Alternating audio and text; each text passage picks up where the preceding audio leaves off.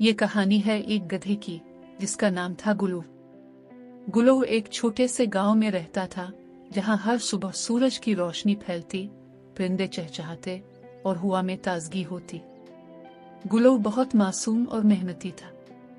हर रोज वो किसान की मदद करता था।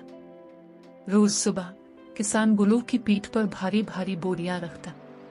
गुलू खामोशी से सब कुछ बर्दाश्त करता, कुछ कहे बगैर, लेकिन दिल ही दिल में वो थोड़ा उदास रहता था। इसे लगता था कि उसे सिर्फ बोझ उठाने के लिए इस्तेमाल किया जा रहा है। एक दिन किसान ने गुलू को जंगल के रास्ते भेजा। गुलू ने बोरियों का बोझ उठाया और थक हार कर चलने लगा। रास्ता कठिन था, दरख्त, पत्थर और धूप से भरी जमीन। चलते चलते गुलू ने सोचा, अगर मैं हमेशा चुप रहा तो ये जिंदगी ऐसे ही गुजर जाएगी। अचानक गुलू ने एक तरकीब सोची।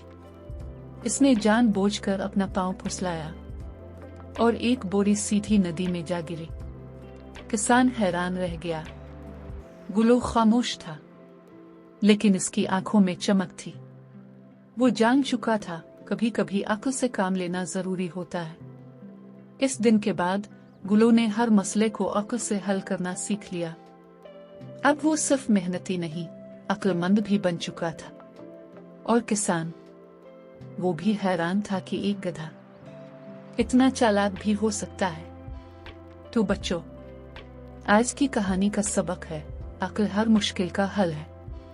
और गुलू, वो तो बन गया गांव का सबसे अक्लमंद गधा। अल्लाह हाफिज।